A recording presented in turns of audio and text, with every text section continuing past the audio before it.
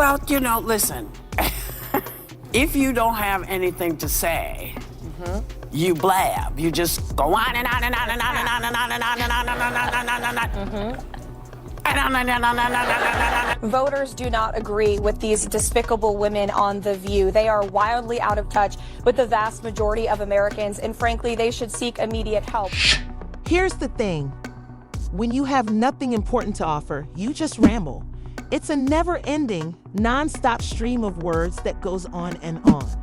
The voters don't support the disgusting women on The View because they are totally out of touch with the vast majority of Americans. In fact, they ought to consider getting their message from the media. Whoopi Goldberg held court over the show for years like royalty, interrupting visitors, stifling dissenting perspectives, and stating her beliefs as if they were unquestionable facts. But in one stunning moment, her strict grip over daytime TV broke down in front of us, and it was all because of Karoline Leavitt. No one anticipated it.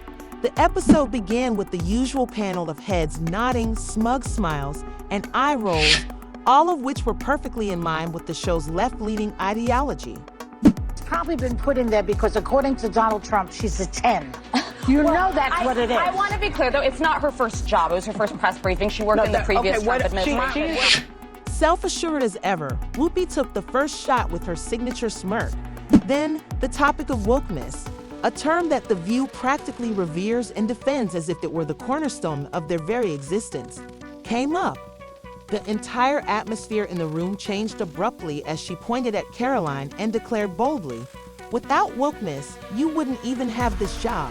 The audience tensed up, and even Joy Behar, who has made a living by making fun of conservatives, shifted uneasily in her chair. I'm going to stop this interview if you continue to attack my colleagues. I would like to talk about Joe Biden and Donald Trump, who you work for. I am stating facts that your colleagues have stated in the past. Okay, now, I'm sorry, guys. We're going to come back out to the panel. Karoline, thank you very much for your time.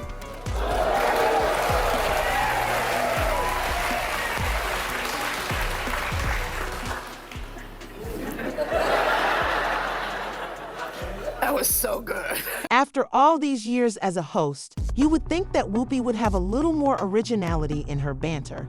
But here we are. Let's see what she has in store for us this time.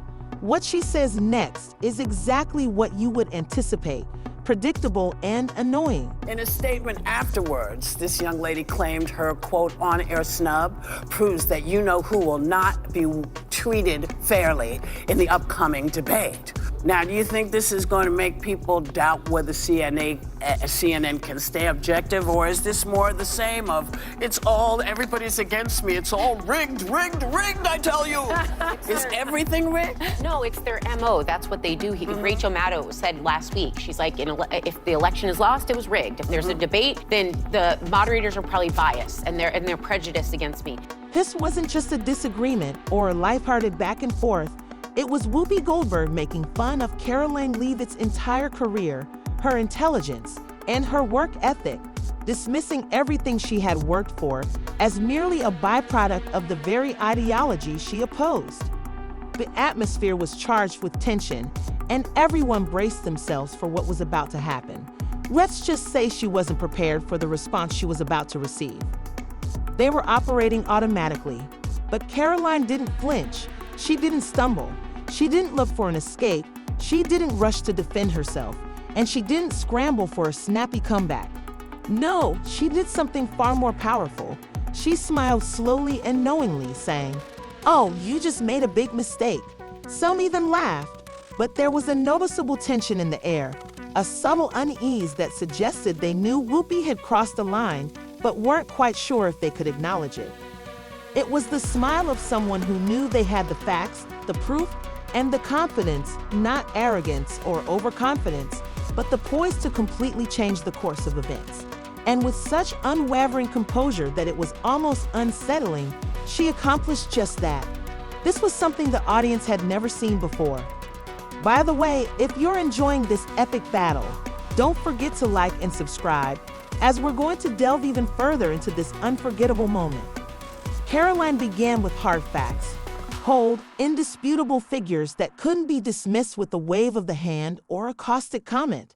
She went into detail about government spending records that demonstrated exactly how taxpayer money was being used to fund absurd gender studies programs in Guatemala that promoted wokeness. She connected the dots, showing how wokeness had evolved from a social movement into a political weapon used to silence, control, and punish anyone who dared to challenge it. She was no longer laughing at Sesame Street adaptations created to export American social activism abroad, just one of countless eyebrow-raising initiatives that sparked far more questions than answers. And disgusting speech that any president, certainly in my lifetime, has ever given. He essentially waged war on half of the country by saying that we are all a threat to democracy because we believe in putting America first. She's quite articulate, isn't she? It's rather perplexing that the View host chose to mock her rather than support another woman. Let's see how this develops. I'm confident Karoline will soon expose additional information that will be difficult for them to ignore. It truly reveals a lot about their underlying agenda. You know, we have seen cultural Marxism trickling its way through every institution in this country. The public school system, the higher education university system, Hollywood, big tech, the corrupt mainstream media that I fought against in President Trump's White House are indoctrinating my generation of Americans into hating our country, hating one another based on race and gender and all of this other BS, quite frankly. She was used to guests fumbling their words, struggling to keep up with her quick-fire comebacks. But this time, the tables were turned. No matter how much she might have wanted to clap back and steer the conversation in her favor, she couldn't, and Karoline wasn't giving her the chance. For the first time, the woman who had built her career on controlling conversations, shutting down conservative voices, and bulldozing through uncomfortable topics was suddenly on the defensive. Whoopi's usual smirk had vanished, and her hands moved as if she were searching for something to hold on to. For the first time in a long time, it was obvious to everyone watching that Whoopi Goldberg had backed herself into a corner with no simple way out. She opened her mouth, closed it, then opened it again, but nothing came out. The audience, usually quick to applaud her, sat frozen in awkward silence, and even the most devoted viewers were unsure how to react. The energy in the room had shifted, and for once, nobody knew whether to laugh, clap, or simply wait for Whoopi to say something to regain control. Even the camera crew seemed uncertain. Should they cut to commercials and hope viewers wouldn't notice? Or should they zoom in on her stunned expression, capturing the moment she realized she had trapped herself? She had walked straight into a trap, and there was no easy way out. And here's the real question Karoline had exposed. If wokeness is truly about diversity and inclusion, then why are conservative women being attacked? Why does tolerance turn hostile when faced with someone who doesn't share their beliefs? At that moment, Whoopi Goldberg realized she had no way to change the situation. No witty remark, no snappy retort. The silence stretched on, thick with unease. Desperate to break the tension, Joy Behar jumped in with a nervous joke, but the damage was already done. Whoopi had done something even she had never done before. She had utterly collapsed on live television. If you don't have anything to say, you blab. You just go on and on and on and on and on and on and on and on and on and on. Right. That's what you hear. Yeah. When they don't have anything to hold you with, nothing to make you think about what they have to say. It's difficult to watch because her arguments come across as so juvenile and contemptuous, especially when confronted with facts she finds difficult to refute. It's puzzling that someone with so little substance still maintains a platform. Perhaps it's because she has been a part of daytime TV culture for so long. But at this point, you would think she would have been replaced by someone capable of contributing more intelligent discourse. They talk at you, not to you, and that's what she was doing, and she was doing it, and it's not new. No. But everybody's hip to you all now. Yeah. And we are anticipating that you are not prepared. Because you keep saying you going and you preparing when you're on the trail. Oh, the internet's reaction was wild. The memes went crazy. Clips with minutes of nonstop commentary flooded social media, replaying Whoopi's shocked response over and over. But this is where it gets even stranger. Over the years, Whoopi has turned The View into a lawsuit magnet, driving ABC from one scandal to another with her tone-deaf remarks about the Holocaust and her bizarre defenses of dubious figures. This wasn't the first time she had gotten herself into trouble by running her mouth. Whoopi has been at the center of some of the show's most contentious moments, but nothing has affected ABC more than the recent wave of defamation lawsuits. First Carrie Underwood, then Elon Musk, and now Karoline Leavitt. Each lawsuit has piled up, making it harder for ABC to ignore the costs of Whoopi's unrestrained commentary. And this time, Whoopi had no one to blame but herself. Let's start with Carrie Underwood. After performing at Trump's second swearing-in ceremony, she was viciously attacked by The View hosts, not just for her performance, but with personal jabs. Instead of responding with a vague statement or a tweet, Carrie did something unexpected. She filed a $1 billion defamation lawsuit against The View. When that case finally reached court, something explosive surfaced, something no one, not even Whoopi, was prepared for. They had gone full-on savage, mocking Carrie, claiming she had ruined her career, and even suggesting she was now aligned with hate. The entire segment was nothing short of a character assassination. That you saw live on this program yesterday. Joy Behar stirring the pot of controversy after saying this about Karoline. She's probably been put in there because, according to Donald Trump, she's a 10. You know that's what it is. Do you want to take this? No, you cannot be attractive and smart. I will try to give Joy the benefit, and oh, thank you. I try to give Joy the benefit of the doubt that she didn't see that briefing, because if you saw that yesterday on numerous topics, no big binder, I think she might have had a different impression of this young woman who held her own. It's encouraging to see someone challenge predetermined opinions. It feels good to watch someone assertively defend their position with facts, especially when the conventional voices begin to falter. Hearing an alternative viewpoint, unencumbered by the usual agenda, is a refreshing change. I would have to give her the benefit of the doubt that she did absolutely no research or reading about anything dealing with Karoline Leavitt before she made that remark. Because Karoline Leavitt she went to St. Anselm College, she worked for WMUR Ran for Congress? In New Hampshire. She ran for Congress at the age of 25, put out a very good campaign. Although Karoline has outstanding stats, and it's great to see her gaining attention, Whoopi's accomplishments are harder to define these days. While she once had a successful acting career, her recent efforts seem more focused on stirring controversy than offering insightful commentary. It's difficult to pinpoint anything noteworthy she's done lately, and her position on The View seems to be based more on tenure than any real value she's contributing. 8 or 9 points, but she still put on a good campaign. Then she was the press secretary for the Trump campaign, going on TV literally every day. Well, heavily pregnant and a new mom. Pregnant. Yeah, she's a new mother.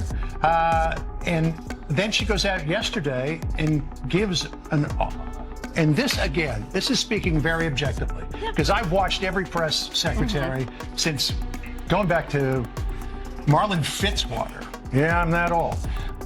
And ABC purposefully planned the attack on Carrie Underwood to boost ratings, according to WikiLeaks emails.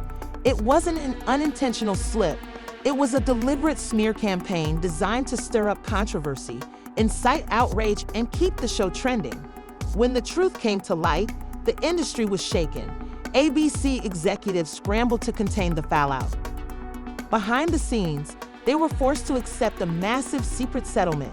Rumors spread that The View was no longer worth the trouble, but just when they thought the worst had passed, Elon Musk entered the picture.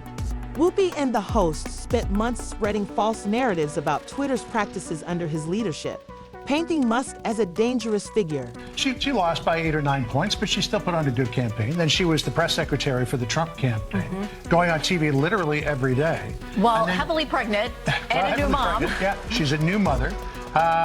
And then she goes out yesterday and gives and this, again, this is speaking very objectively, because I've watched every press secretary since going back to Marlon Fitzwater. Yeah, I'm that old. And she went out there for her very first briefing at the age of 27 years old, the youngest press secretary ever, and did a terrific job. But Musk wasn't going to tolerate it. He filed a lawsuit. Once again, the show was in crisis mode. Sponsors who had once stood by The View started to withdraw, fed up with the constant controversies and declining ratings. As lawsuits piled up, the cracks in ABC's gold mine began to show.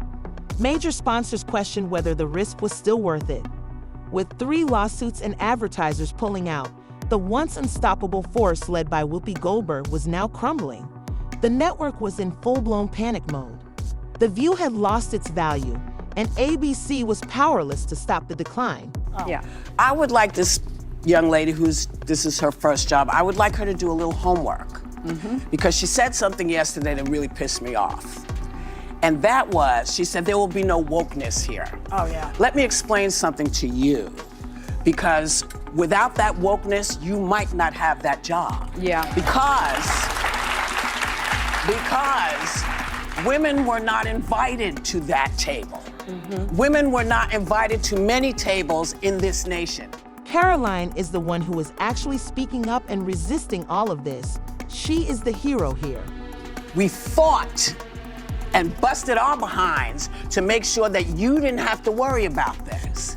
And now to hear you talk about it and to hear anybody talk about the wokeness was put in place for a reason. Because black people couldn't get into colleges.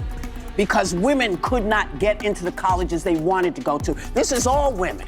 Yeah. See, this is not black, Asian, this is all women. Women were not invited to this party. It was a man's world, and we bust. After years of controlling the show and stifling dissenting opinions, Goldberg's tenure at The View came to an abrupt end.